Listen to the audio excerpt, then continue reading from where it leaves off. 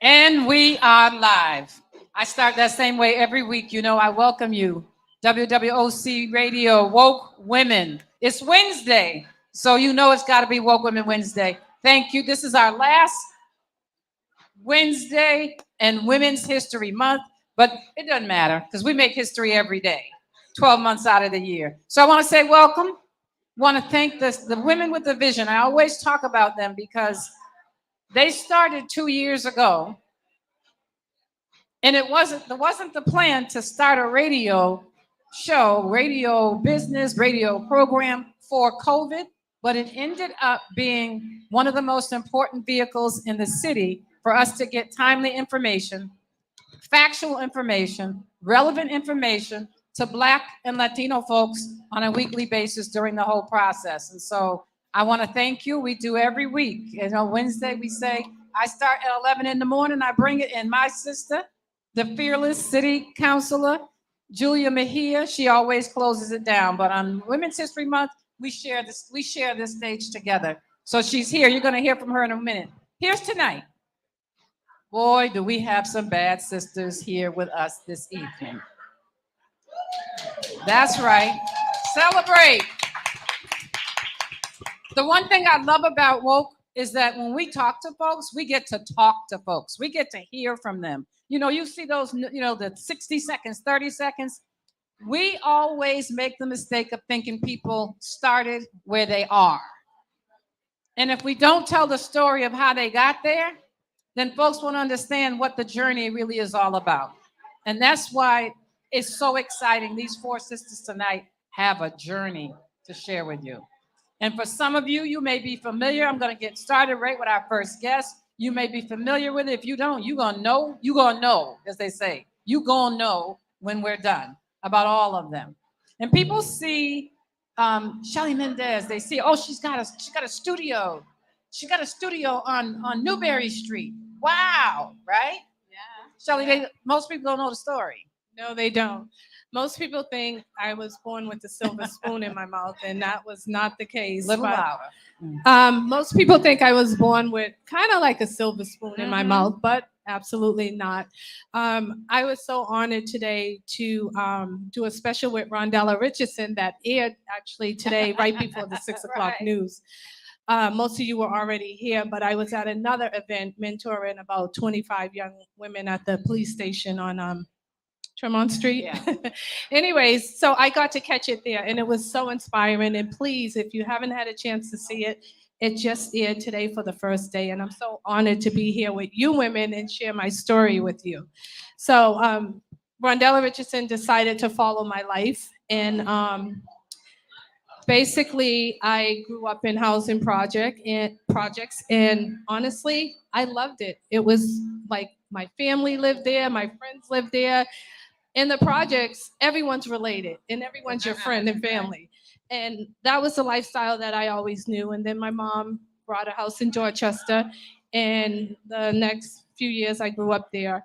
And from there, it's like I hit a few potholes in life, as we all do.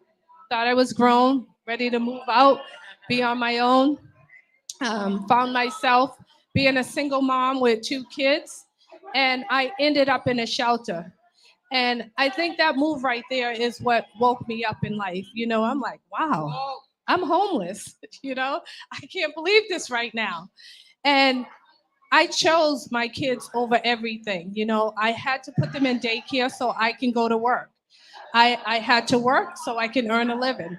But 2 kids in daycare, as most of you would know, is like having a mortgage or like rent alone, never mind having rent on top of kids. So I found myself being evicted, and that's how I ended up in a shelter. But lo and behold, what happened from there is I just decided to just like start my life over, get rid of the negative people in my life, negative energy in my life. It was just like, let me start all over again and make better decisions in life. And from that point, I went to seek help from the shelter that I was in. And I left the shelter with a certificate that helped me pay my rent. And at that point, I said, this is the lowest I'm ever going to be in life. From here on, I'm moving on up. And I worked full time. And then I put myself through cosmetology school. And when I was close to graduating, I said, okay, I started the game a little late because most people go from high school or from college or something like that. And I decided to just like go to Newberry Street. I said, okay, I want to be around like the finer people, the glitter, I've already seen the homelessness, the projects, grew up in Dorchester where my mother still lives in our family home and I'm always there visiting her and I love it. But I had goals for myself in life and without setting goals, I was never going to reach them. So what I did was I went to Newberry Street and I applied for a job as an assistant. And from that point on, I just moved up. I worked on the first block of Newberry Street, and if you know Newberry Street like I do now, Newberry Street is the most expensive street in Massachusetts. But the first block is the most expensive street, the first block on the whole street. So I wanted to work there, but I knew I could not afford to open up my business there. So I actually, worked on the first block for a few years, and then I decided that I wanted to open up my own business on Newberry Street. Actually, it was a thought in my head, and it was a dream. And the dream felt so real that I decided to follow my dream. And I'm telling you, this dream was so real that I actually wanted to go back to sleep because the dream just felt so good. And I just said, I'm going to have to follow this dream and setting goals, following my dreams step by step. I reached my goal in life. And a lot of people say, were you actually the first Black African American woman on Newberry Street? I wasn't trying to be the first African American woman on Newberry Street. I was just following my dream. I didn't know the history of Newberry Street. I don't know who was there before me. Olive Benson was my mentor. She was on Columbus Ave, but prior to that, she was on Boylston Street. So just by me following my dream, I made history and now have two salons on Newberry Street. And over COVID, I opened up a really small private one for a lot of my clients who are dealing with alopecia and stuff in Braintree. And that happened over COVID because I was just home doing nothing. And over COVID, it was just like I really had time to think about my life and relive it. And I just made some changes for the better. So, yeah, Yeah. that's how my story began. Wait, Yeah. can we give it? That's exactly, Thank you. exactly you. what I wanted to hear, because you know what? Sometimes we never know people's journey and what it took for them to get there. We Yeah. only see when they have arrived. Yeah. And so for you to be so fully expressed about your journey here and letting people know what it took Yeah.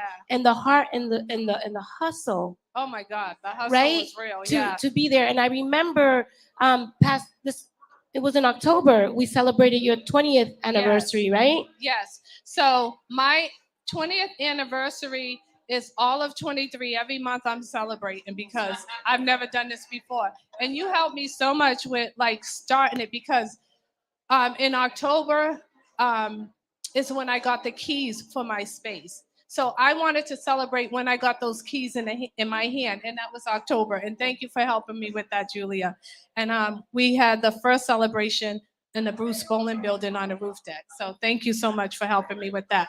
But I am celebrating from that October to this October because that's when they handed me the keys to my first space on Newberry Street. So when we were thinking about this particular show, we wanted to make sure that we were not just profiling women who were breaking barriers, but the first of many, right? So I talked to everybody about the fact like you were the first Black woman on Newberry Street and what that means for us. Right. And what that means about the work that it took Oh yeah. to get there. And so for me, when we were planning this out, it was really about celebrating these pioneers, to recognize that no matter what space, we belong in all of them. Yeah. And it's about occupying space and owning those spaces and knowing that we belong everywhere, which is what led us to Miss Canessa over here, who, absolutely, go ahead. Before we get to Vanessa, a couple of things. First, I can claim this. I can claim the fact that both of these ladies did my hair before I Mine went too. natural. Right? But you said something that I just wanted to follow up on when she said, I'm in the business. I'm trying to get my dream, and people say you're the first because I said that before. You said it. No one gets up in the morning and says, you know what? I want to be the first woman to do X. What happens? You start a journey, you end up, and somebody says, wait a minute, did you know that? Right. And so after you hear it for a while, I said for the first year when I got to the Senate, I clapped. Yeah. I stopped clapping after then because to me, the first doesn't mean anything unless there's a second. Right. First after a year just means you're the only one. Right. And so, just talking about that Mhm. and sharing that story Yep. is so important, so important. It's so important. And Counselor hit it. If you don't understand Boston, then you don't understand the pioneering, the history, the fact that she's on Newberry Street. And she's been there. I could just walk up and down Newberry Street because I can't afford anything on, 20 but not years. just for 20 years. Yeah. And so it was about it was really about pioneers, Yeah. right? And so now you can talk about Canessa because there's another one. So I just want you to know I also got my hair done. Okay. So So yes, for those who know me, it's gonna be a little bit spicy and saucy up in here. But one of the things that I was really struck is that I saw Canessa's hair salon on a tweet, and I was like, okay, and I retweeted it, and I was like so super inspired by the article that was written, by the fact that we had a Black woman in West Roxbury. Okay, so in order for you don't know what that means, you better go Google it so you can understand what it meant to have Canessa's Perfect 10 studio in West Roxbury. So I retweeted it, and then I ended up going down to your studio. You did my highlights, you blew my hair out in the whole 9 yards. But you're also a pioneer because you're occupying space in a space that would normally not be for us. So can you talk to us a little bit about your journey and how you got on there? Yes, Canessa, give it up. So I have to say, yes, I'm like like a fishbowl being on in West Roxbury on Center Street. Because as many of you guys probably know, yes, we exist everywhere, but we are not necessarily appreciated or welcomed everywhere. There isn't much representation in West Roxbury when it comes to Black and brown people. And of course, I realized that. I grew up in Hyde Park, grew up in that area. And my vision was like most people's. I had a vision. I knew what I wanted. I opened my first salon in Dorchester, had twins, went through the whole, the whole struggle of being a parent, trying to have a business and work and what we all go through. But I knew where I wanted to be. And what I always understood is that us showing up in places fearlessly means that we just know the importance of representation. And that is one thing that I just always have stressed. That is, representation is just so important. And I wanted to keep a salon, but I knew that I wanted to be some place where, again, we existed, but we're not necessarily recognized or welcomed. And when I say welcomed is because when there is representation, then that's indication that you're welcomed. And so when I decided to open up, I said, you know what? This is my area. I deserve to be in this area. My parents purchased a home not too far. This is where we spend our dollar. And personally, I felt as though if other people go into our communities and take our dollar, then why can't I be in these places in the city and also provide a service? Because I service all hair types and textures. But why can't I be there? Why don't I deserve to be there? And so in choosing a space, that's why I chose the space and place in which I am, because of none other than representation. And that's where I felt comfortable. Both of you talked about claiming space. And I want you to, amplify that, because I actually believe that there's a walk. There's a whole persona that you have when you walk into a room and you claim it. Like every time you're someplace, you have to act like you're supposed to be there. And so the people who looking at you quizzically, you're like, what's your problem? You know, right? Exactly. Claiming space. Because you had to Exactly. do that on Newberry Street. Yeah. You had to do that in West Roxbury on Center Street. Just Yeah. act like you're supposed to be here. And Right. everybody else didn't know what Because happened. because we are. Right. It's like That's right. I'm very determined in life, like I will go anywhere. I'm very comfortable around anybody. Look at now is our time. If you guys don't realize that, like I don't know when. We've had a black president, okay? Obama, okay? It was so amazing to have not Malia, but Sasha, the young one. I didn't even recognize her.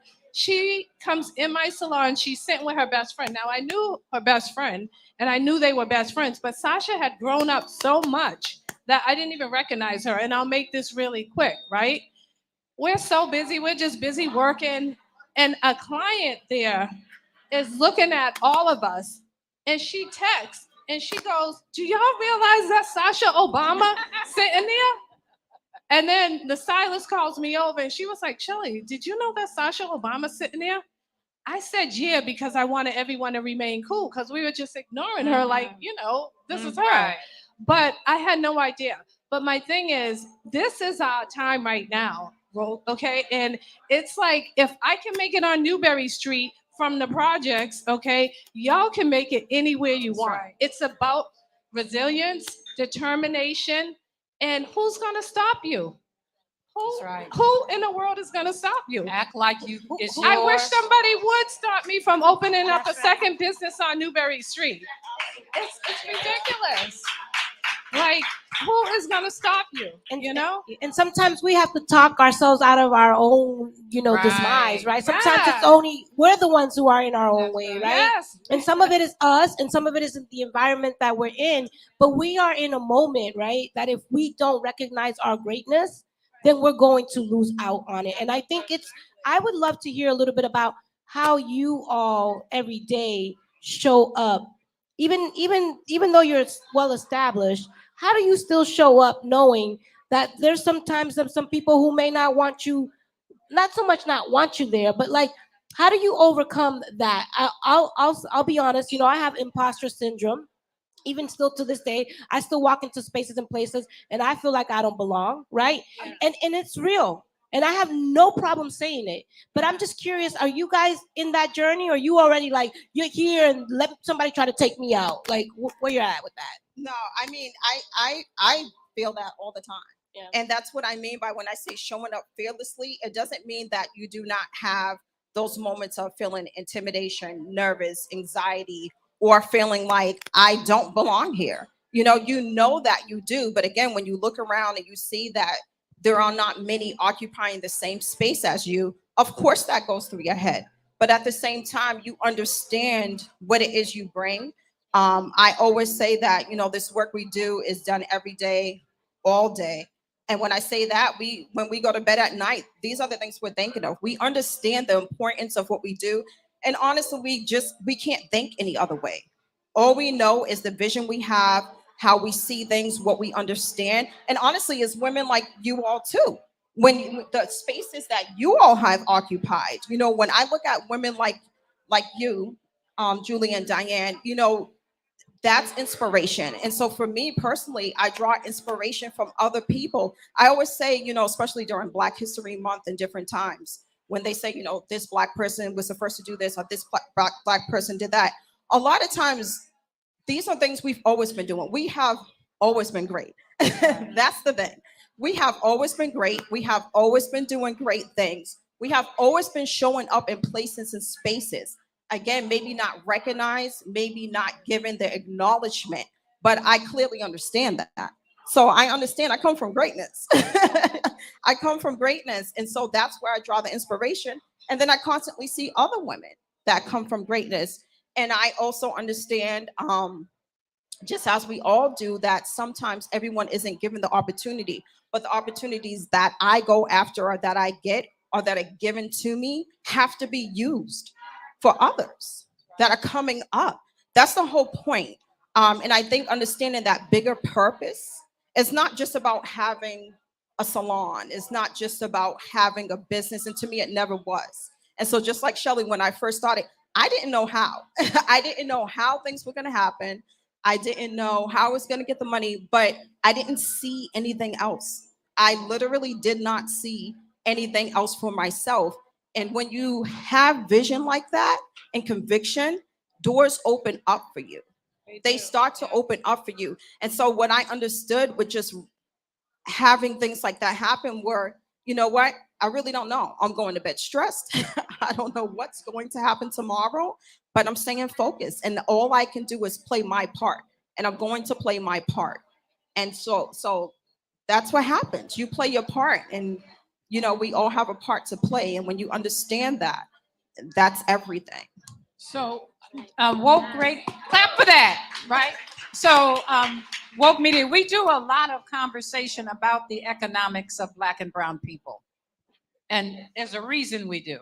And there's a reason we celebrate entrepreneurship. There's a reason we talk about what's there and what's ours. There's a reason why we highlight. You know, I look in the audience, we have so many people who have been our guests in the last year. There's a reason. They understand the importance of having a medium that you can educate, share information, right? As you're talking, we're going to be wrapping up soon, but as you're talking, one of the things that I hear from you and want all, you know, folks to think about it, most of the time, we're creating our own boundaries. And so when you are successful, it's because you just like, you step over it. But we used to say all the time, like, who's going to stop you? Who's going to stop you? What you said, if you, oh, I want to do X. Okay, who's going to stop you? You know, people would say to me, you can't do that. Why? Where's the book? There isn't even a job description for being a senator, right? There isn't. So you just do what you have to do, what you have to do. And that's the life. That's going to be the common theme of successful Black women, Latino women in our communities. They're just doing what they have to do. And most of it starts with necessity. Oh, I had kids to feed. I had little children. And like, yeah, I had to figure out something. I did not let my kids stop me. I looked at my kids. I was like, I need to do it for them. Right. You know, single mom, 2 kids, like they're watching me. You know what I mean? It's like they're sitting here looking at me, and here we are, just like homeless. So I just kind of like relived, audited my life, so changed my surrounding, like just hung out with like positive women that I wanted to be like. I had this one client that I just clinged on to, and she just took me under her wing. And when I was ready to open up my salon, you know, I wasn't sure I was ready for Newberry Street. And she was like, no, you are. She was like, if you can work for someone else on Newberry Street, you can work for yourself. And then I kept looking at spaces, and I was like, well, I can get a bigger space right around the corner. No, start off small. Get your space on Newberry Street. That was the best advice she ever gave me. And I started just surrounding myself with more women like her. And that is what my Girls' Day, not to promote my Girls' Day at this event, but that is what my Girls' Day, my beauty business and brunch is about. It's about. Again, Rondella Richardson talked about it on Channel 5 today. I like to promote other women. People come to the event and they're like, oh, can I bring cards? Can I bring that? This is what it's for. It's not about just Salon Monet. I'm lifting women while I climb. And this is what it's all about. Each one of us, right? Leaders, like my girls over here, Danella, this lady here, Boston Arts Academy, they call her the money lady. She's raised millions and millions of dollars. Okay, she know how to do it. Yeah, Nobody does it better. That's right. exactly. So it's like I look around the room. It's like powerful women. Like we have to keep going. No one's gonna let you do anything. You just have to do it yourself. Even Aisha. Aisha is responsible for the mayor at my second opening of Salon Monet, being there and doing a ribbon cutting ceremony. I was like, okay. In one of my very first all-white parties, I reached out to Aisha to help set up because it's so huge now. But when it was small, no, actually it was like 200 people back then, 200 people. Aisha was one of the only people, other than my darling cousin, to come and help set up for all these people, chairs, tables, this and that. And I was like, you are real, girl. You are real. Because not many people were there to help me, set So- up, but everybody was there to eat and drink. So thank you again. It's about just sharing the stories. It is. It Because really one thing is. that COVID did was interrupt those conversations. Oh, big time. And I can tell Danella stories. I can tell Aisha stories. For the things that we were able to do in our community during COVID we had a drive-in theater because we knew parents were home and didn't have anything they could do safely with their kids. And so, of course, you know me, I called the mayor, like, I want to do a drive-in. So he said, talk to Aisha. And it was because of her work. Yeah. And people will never see that. They just saw the screen go up on Washington Street, right? But you have no idea what the value is of having somebody who can do that. I had a business owner who had a restaurant club in our community who had an event scheduled for Friday, just coming out of COVID, for Friday afternoon at 5. And at 1 o'clock, she didn't have a permit from the fire department. Guess who I called?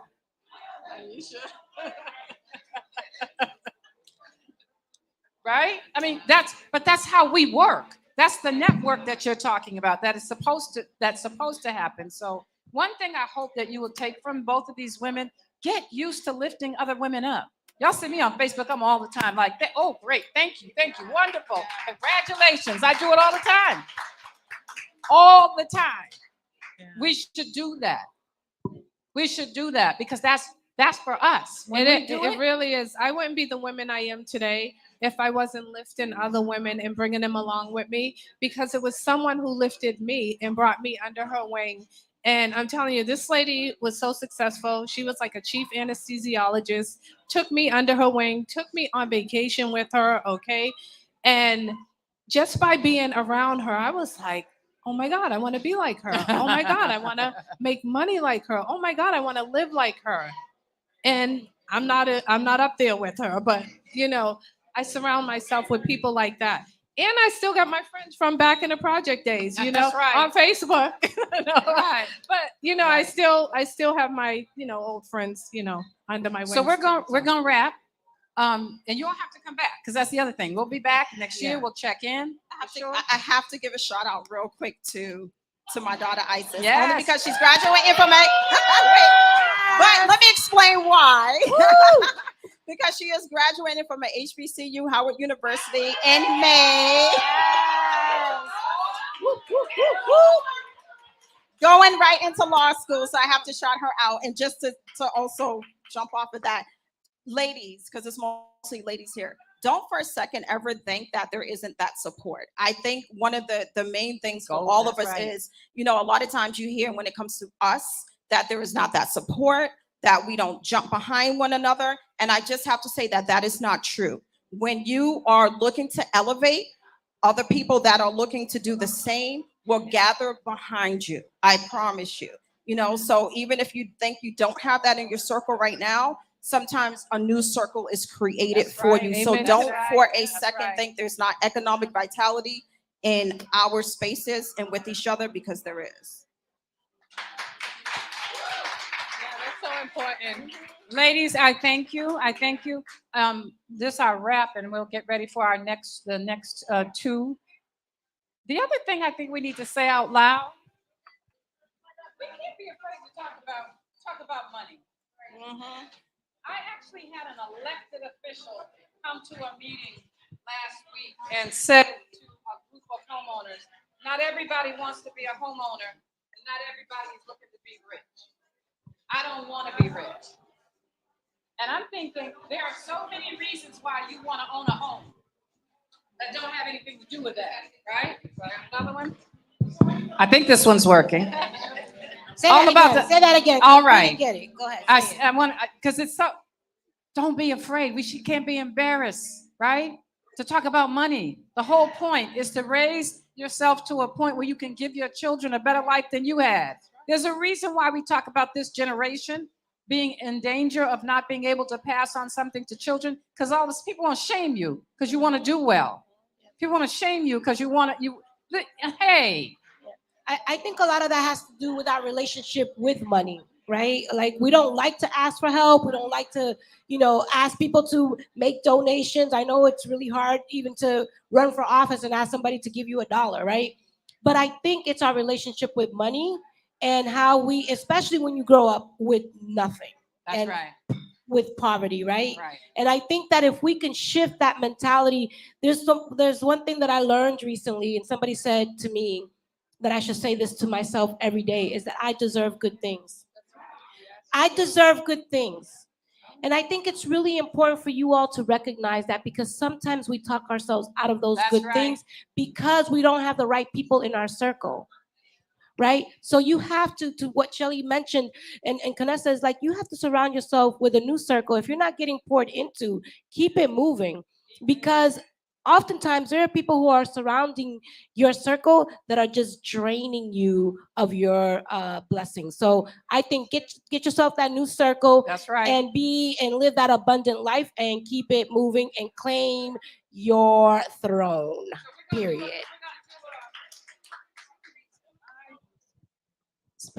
Little better. We're going to do our switch now, right? But please, you all, we want to hear you for these two bad sisters right Give here. it up. Vanessa Alexander, Shelly Mendez, thank you, thank you, thank you. And celebrate Women's History Month. Pioneers. Thank you. Thank you, ladies. Thank you both. And thank you for having us. I really appreciate it. Oh, wait. Address, Wait, contact information. Instagram handles, addresses. Thank Yo, you. let's go. Thank you. Okay, Instagram at Perfect 10 Unisex. Actually, it's Perfect 10 Unisex everywhere. 1896 Center Street in West Roxbury. Yeah. Yes. Okay, so my Instagram is Hair Salon Monet or Shelly Mendez. A lot of my events I put on Newberry Street Network because a lot of people want to network with Newberry Street people, but are kind of afraid. So Newberry Street Networks really helps that out. And those are my address is 168 and 176 Newberry Street. Find these ladies. Yeah. Find them. Thank you. Find these ladies. Yes. Okay, we're shifting. We're shifting. Don't leave. Thank you. Just go find another place to sit. That's right. Yes, All right.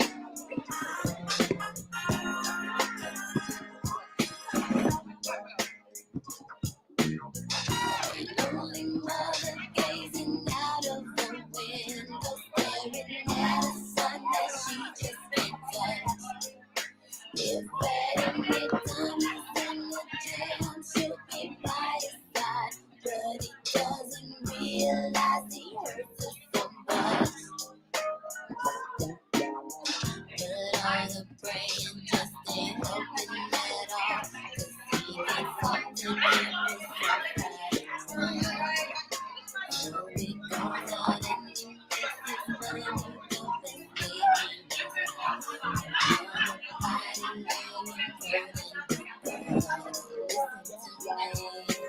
don't don't go chasing waterfalls. We stick to the rivers and the lakes that you used to.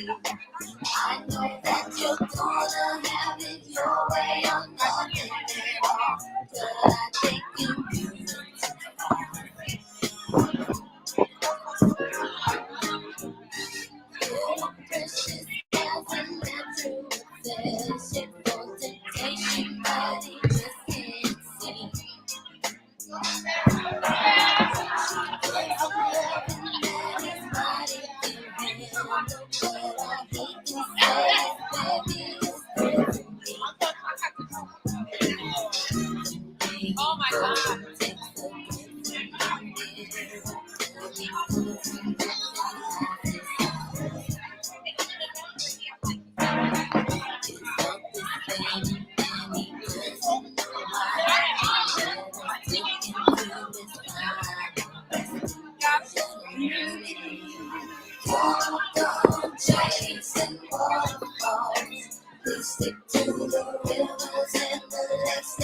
Y'all better save me some mac and cheese before I get mad at y'all. And some of that fish.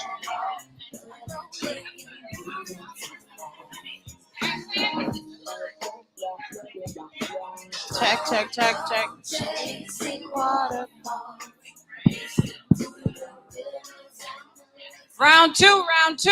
Round two.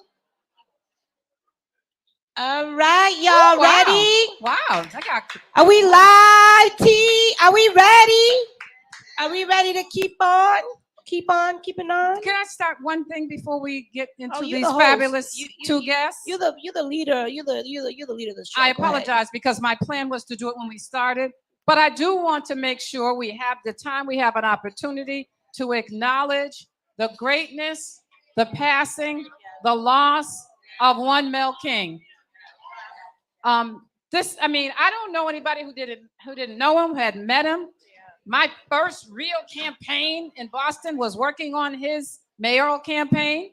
My first event with him was the march in 1979 when Eli Hart was shot and killed in the Back Bay, remember, at 2:30 in the morning. And the Pope was coming to Boston. And Mel King organized the march, and they had to reroute the Pope because they didn't want the Pope to see us protesting. And that was when I learned the magic of Mel King.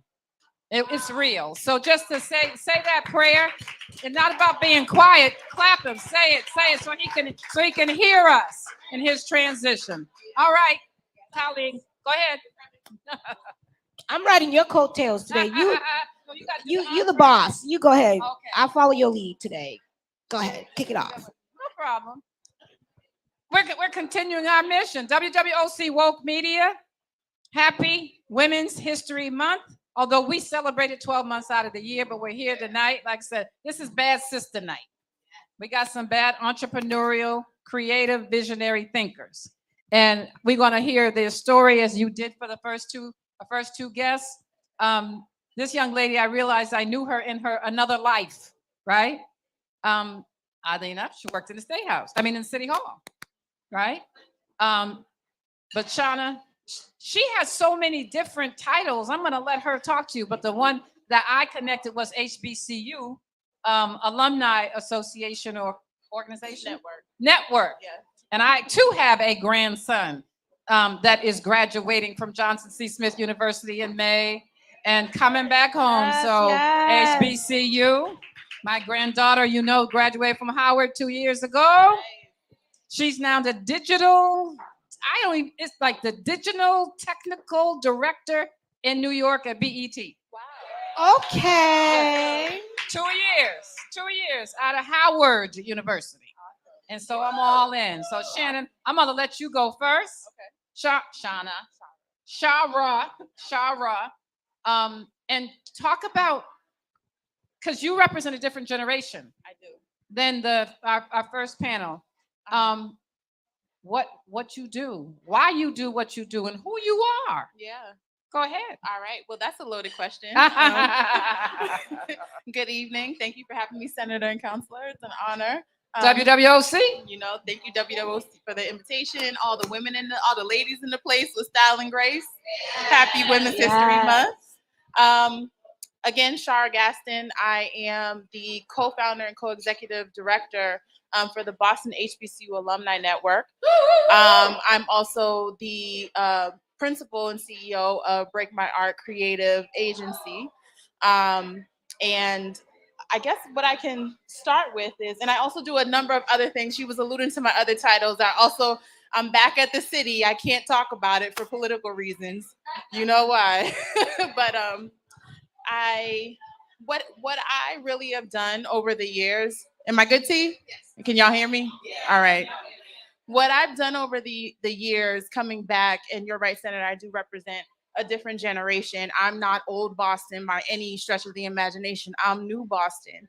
I'm in my 30s and I moved away. I went to college.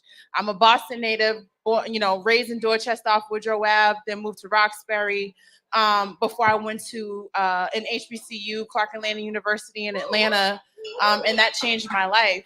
I left in 2003. I didn't come back until almost 2010. And what I noticed was the things I loved about Atlanta, the things that were accessible in Atlanta for people who looked like me, for people who had ambition and drive and wanted to do things. I came back and it was like I'd never lived in Boston before as a native. And so I saw so many gaps, not just in the market, but socially, economically. It wasn't viable for me. It wasn't the Boston that I wanted to live in and be a part of. And so what I started to do was back from like 2010 for a few years, I did a number of events throughout the city, and that's how a lot of people came to know me. But then I would go back to Clark Atlanta every year for homecoming, and I realized that the Boston or New England area was one of the few markets that did not have an alumni chapter. And so in 2015, I founded and chartered the Clark Atlanta University Alumni Association for the New England area. And so that was really my first foray into like alumni, and social things for HBCU alums in the New England area. I then went on to do some things with Clark Atlanta from like the like a leadership level. And then I joined the UNCF Leadership Council. And then after my tenure was over with the Clark CAU Alumni Association, what I realized was I had so many friends. I had like started to gather so many friends who went to other HBCUs who maybe their chapters weren't active. And I saw too that there was a gap. No one was serving them. Spelman and Morehouse did have active alumni chapters, and that was amazing. And Clark Atlanta certainly came in. Shout out to FAMU. Courtney was, in the chapter moving and grooving. But what I realized was I wanted to service the folks who had experiences like mine and cultivate that. So in 2018, I met with one of my Morehouse brothers at META. Shout out to Doug Williams. When we went there just for an ideation meeting, he asked us why we were there. He literally gave us like 4 hours to sit there. He kept bringing out food. He didn't charge us. Like he just wanted to sow into the vision of creating space for HBCUs in Boston and in the New England area. And so in 2019, we were officially became a 501c3, and we now boast over 500 members and growing. Wow. We're the largest HBCU alumni network in New England. It's something I'm super proud of. Just the vision. Just the vision. That's what happens. That's how it all starts. And I just want to, before we move on to Glendale's, I wanted to just uplift that.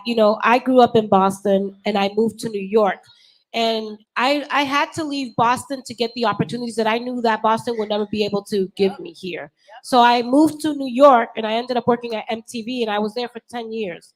And it wasn't until I came back to Boston that I realized how segregated we were. I didn't know that. I had to leave the city that I grew up in to recognize how segregated we were.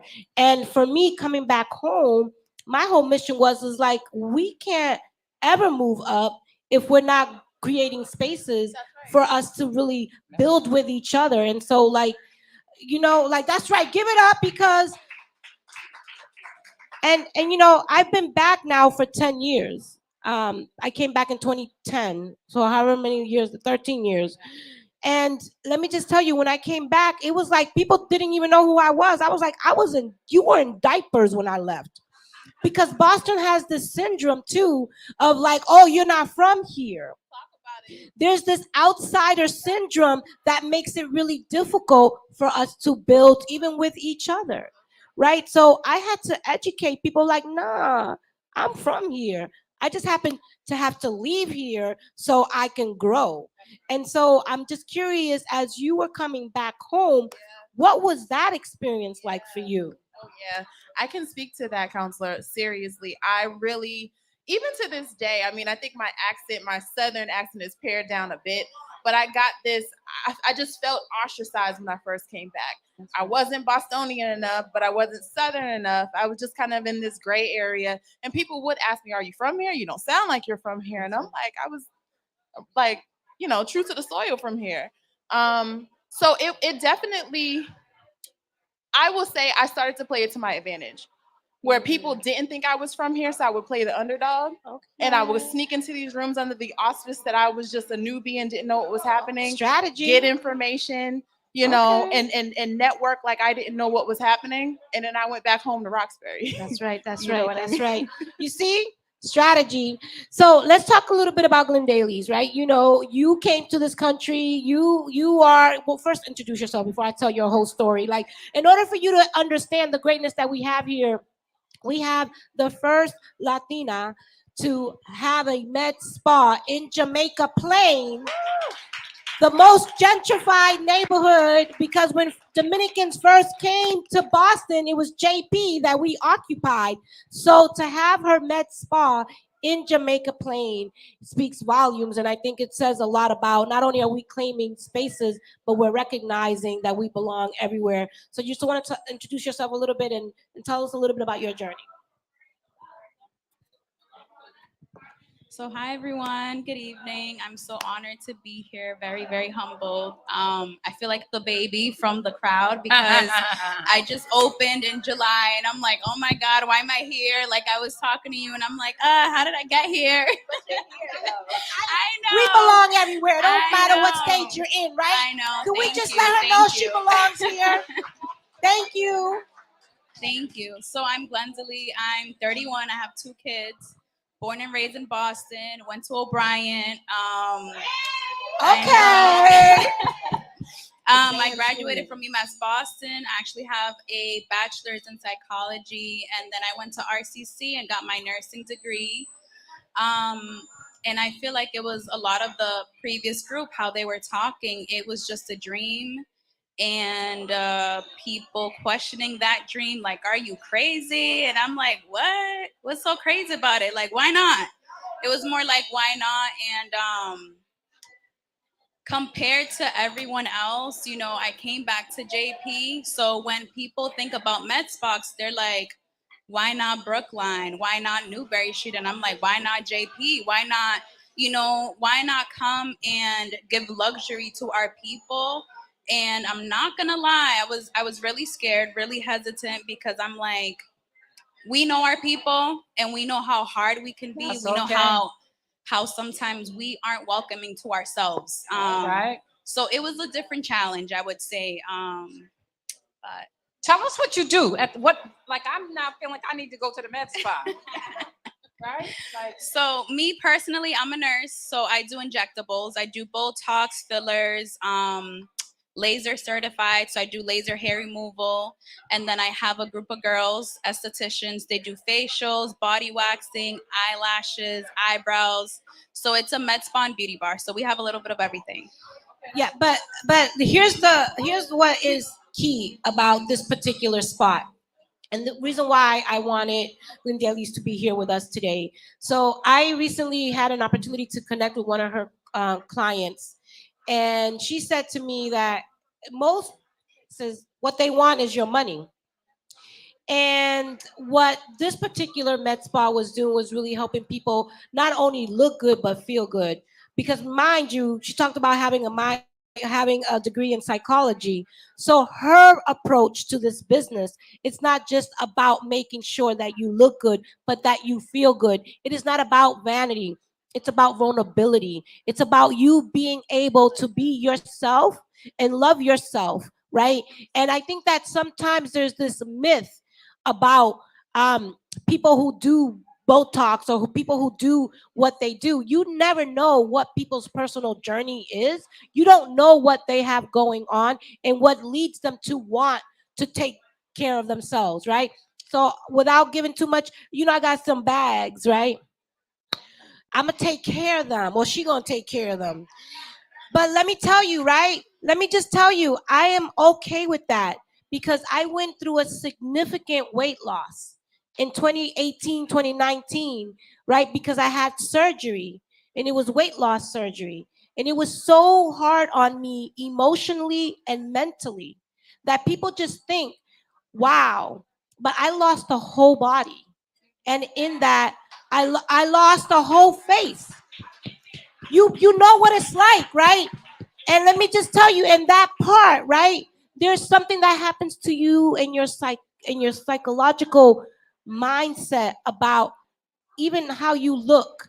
And so for me, going to handle that is about me. And that's it. And being okay with that and opening up about my journey so publicly, because I don't want people to be shamed because they're taking care of themselves. And I think that that is the problem that happens in a lot of the med spa spaces. And one of the reasons why I love the way you work, because you're really about helping people see themselves. For real.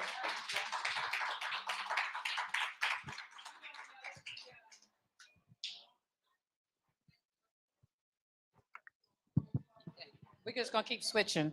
That's all right.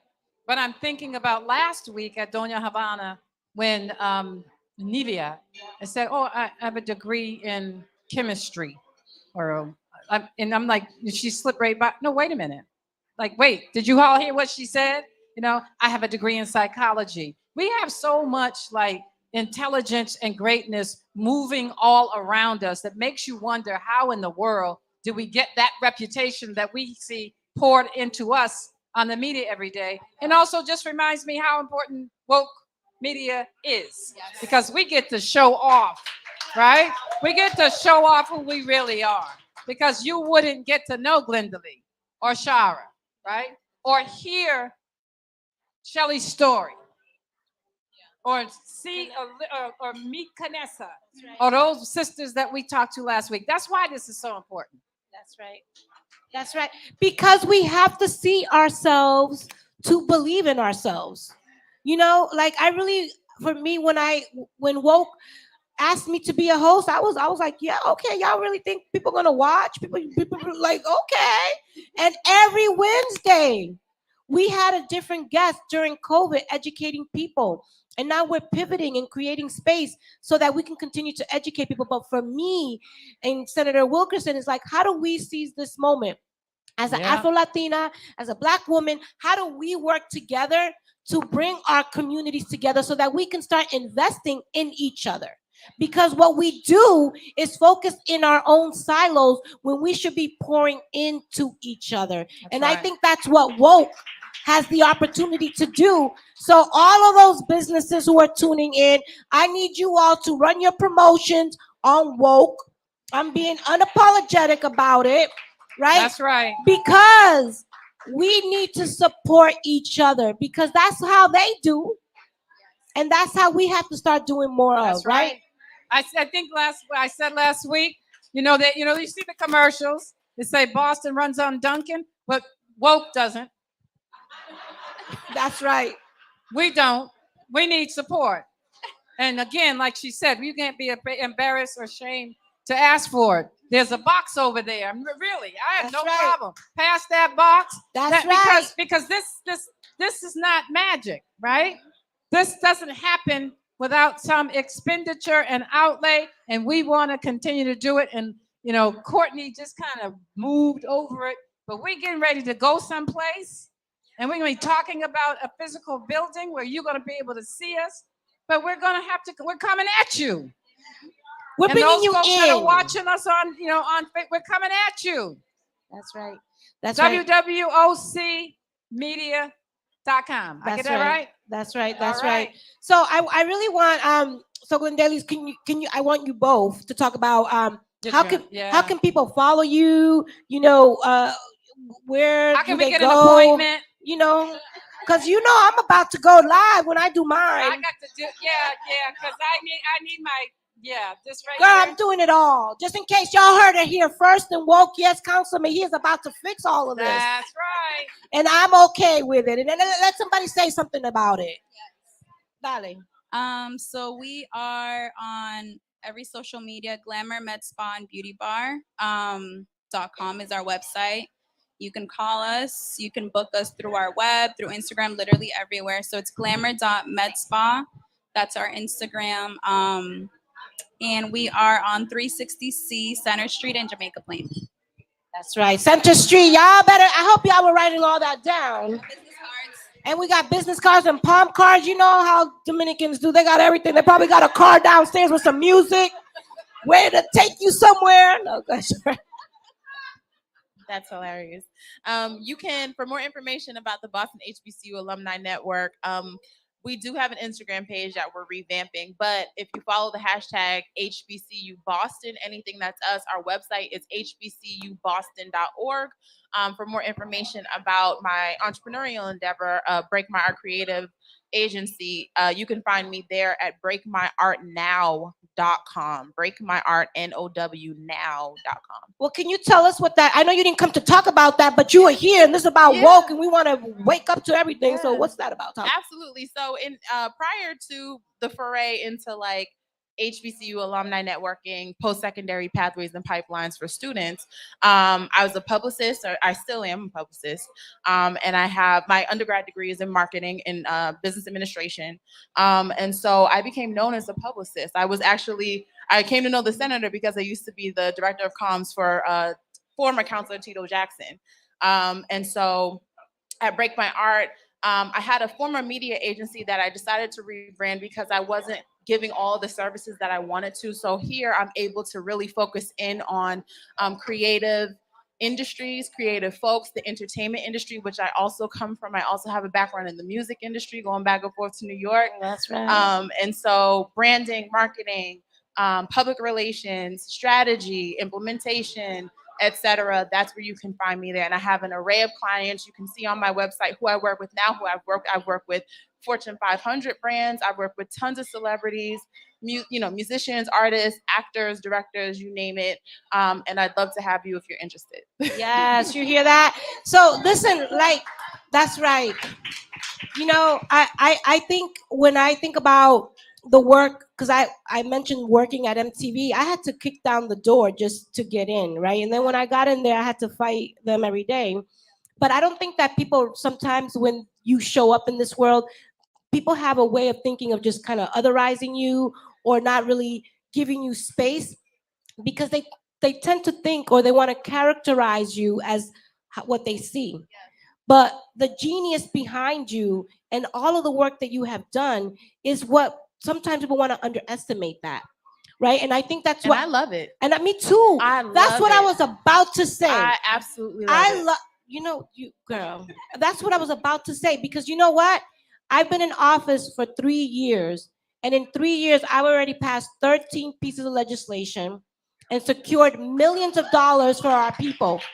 And what happens is that people have this understanding that just because the way I show up in this world, that they may underestimate my ability to make things happen.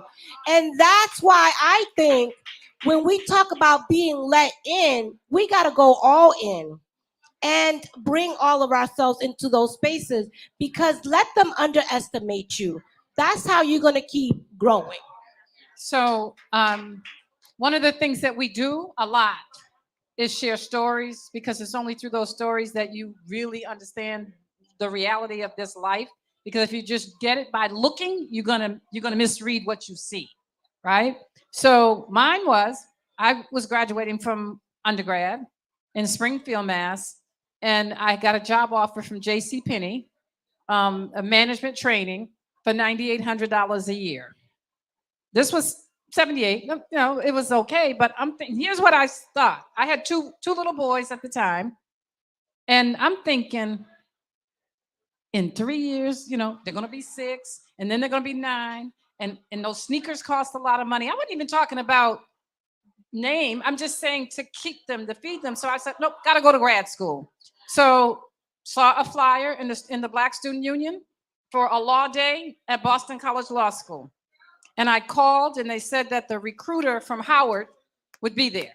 So I drove from Springfield to go there to meet the recruiter from Howard, and I never got to that table, because the Black students from Boston College Law School that were hosting, oh my goodness, Chuck Walker, Eva Clark, some of the names that you would, it was just so, it was amazing. And there was this guy standing on the lawn, this big white goofy guy. He was the dean. I'm like, where does that happen? And the next 2 days later, I was on a Saturday, I went back, and I'm in the student union, and I get a call. It's the dean. He said, we want you to come to Boston College Law School. Right? And that's how I got there. I was going to Howard. I didn't really know how I was going to go to Howard with 2 little boys, my single mom, but But what happened is he said, if you come here and you can maintain a B average, we'll pay to ride. So I never borrowed any money to go to law school.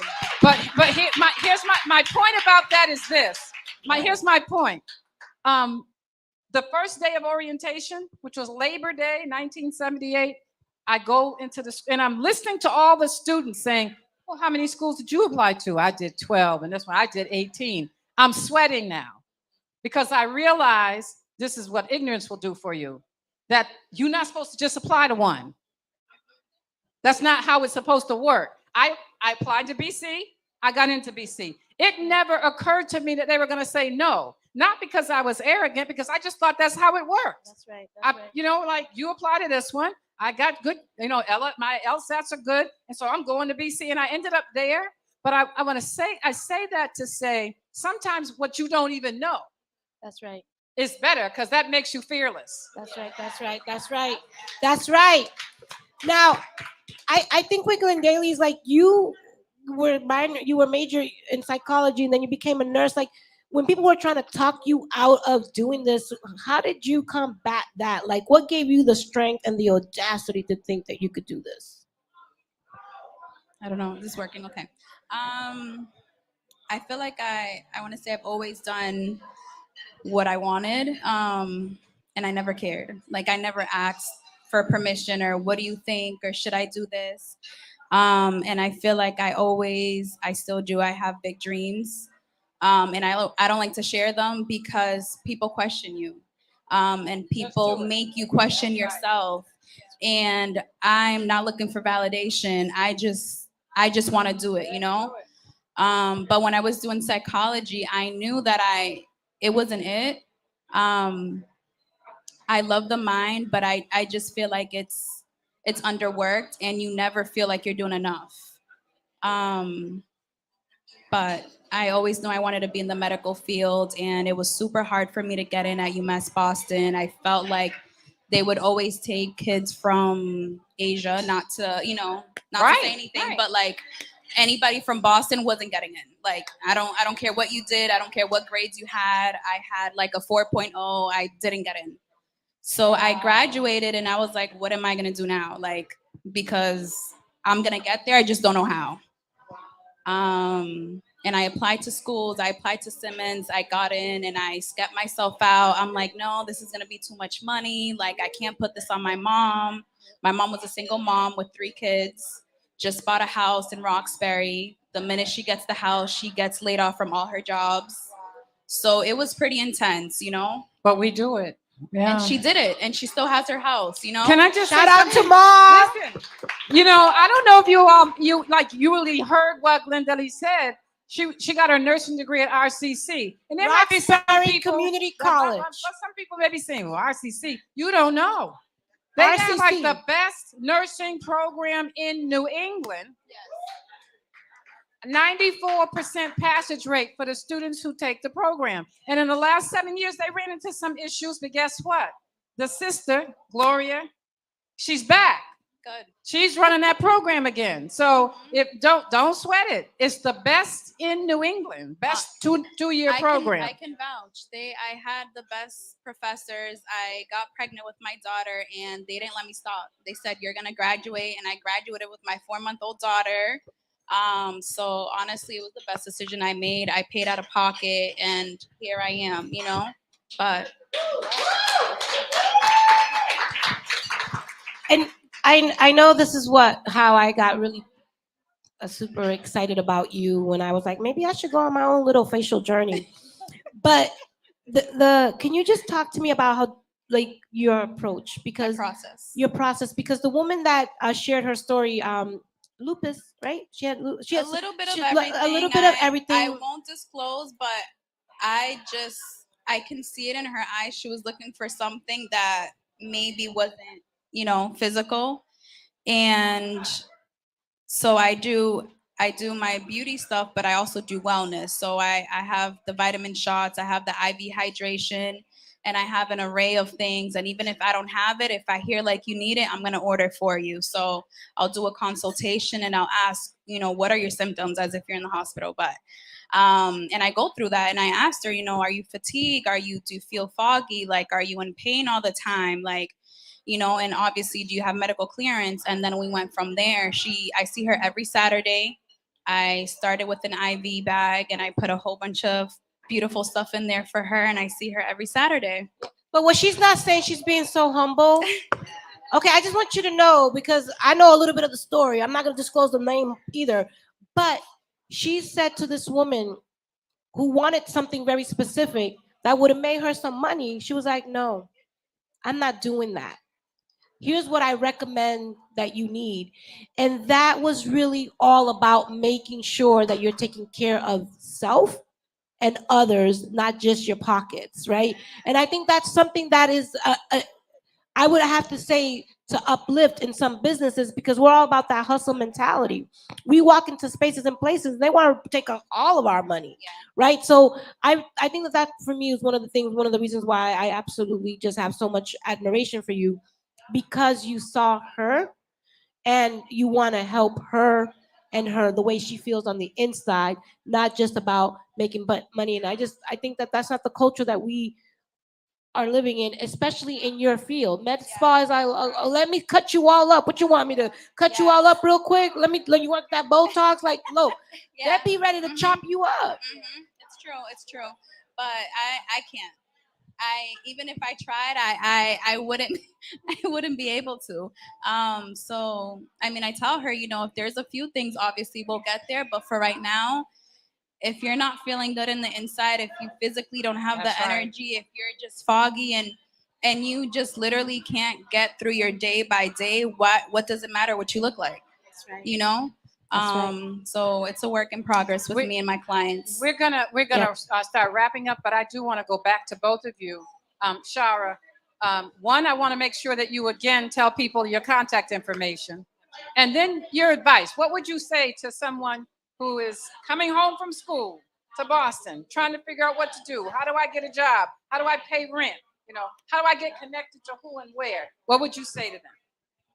Yeah, I'll start with the advice.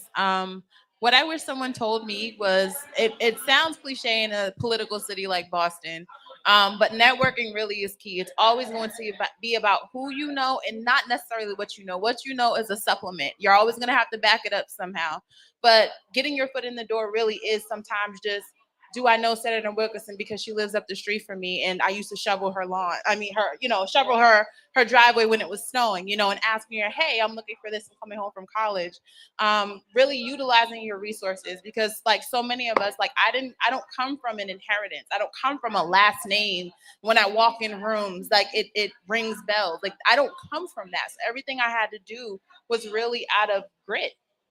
So really network, and then also like don't be afraid to incorporate elements of whatever your experience was where you were in the city of Boston. The Boston I live in now, 13 years later, is a much more inclusive Boston. It's more of a city that I want to be in. Not quite. We're not quite there, because now we're dealing with, they want to extend happy hours, but we can't afford to live here. So like make sense, right? But yeah, networking, and definitely like don't be afraid to jump out there and do something new. Contact me. I'm more than happy to talk with you and to walk through some ideas or point you in the right direction at least. Give it up. And how we find you? HBCUBoston.org and breakmyartnow.com. Yes. Dale, Green Daily. And for us, we are on Center Street, so 360C Center Street in Jamaica Plain. And we are Glamour Med Spa and Beauty Bar, and our website is glamourmedspaandbeautybar.com. And advice? What advice? Advice, you have to surround yourself by uplifting people. If you're around negative people, they don't want to see you do good. They will drain you of every good idea you have, and they'll make you doubt yourself. That's right. And this is like the theme for tonight. And our first panel also talked about how important it is to have that village, to have that network, and so I think that that's something that is the blessing and the word of the night and the word of the week and the word of the month, and 365 days a year, right? Is that how many days there are? But I just want to say thank you to Kanessa, thank you to Shelly, thank you to you both for joining us tonight. And what I always like to say is stay woke, right? Is that how we go, right, Courtney? And I want to give it a shout out to Courtney and Sandy, T. Lawson, and the whole crew. Because of you, we are here, and we are always looking to stay woke. And I know my girl on the other side over here is going to tell you how you all can make that happen, get that money. Always. I said, I don't mind. I don't mind at all, because I know that every time we do an event like this and we have this kind of crowd and we know that we have people who are watching, they're looking for information, and we're going to keep providing it, because there are so many women, Black and brown women, that we're moving around that you don't get to see. We're going to make sure you see them. That's right. We're going to make sure you see them. And to do that, we do need your support. We absolutely do need your support. And so this is our Painting the City Pink. We're on a whole month of campaigning and leading into our big announcement. Next week on Wednesday, we'll be back here with our one guest named Ayanna Presley. Woo! And we're just going to let her tell us all her wonderful magic and the stuff that she's doing, because it's a whole different life. You know that, a whole different life. But we want to thank you all for being here tonight. Thank Park 54. Honey, the food was good tonight. I've been watching those dishes all the time since we're here, hoping that they don't get empty. Over there. See, you got staff. I was like, She got staff to make her a plate, right? y'all she don't got want to see staff. me angry. I'm like, give me my food because I'm hungry. wwocmedia.com to find us. Thank you to the folks who've been watching. Thank you to our wonderful guests, Charles, Let's give it up. Let's give it up. Vanessa, Shelley. Woo! There's so many more where this comes from, and you're going to see them. Stay woke. Let's stay woke We're all out. day, every day. Thank you. Thank you, thank you, thank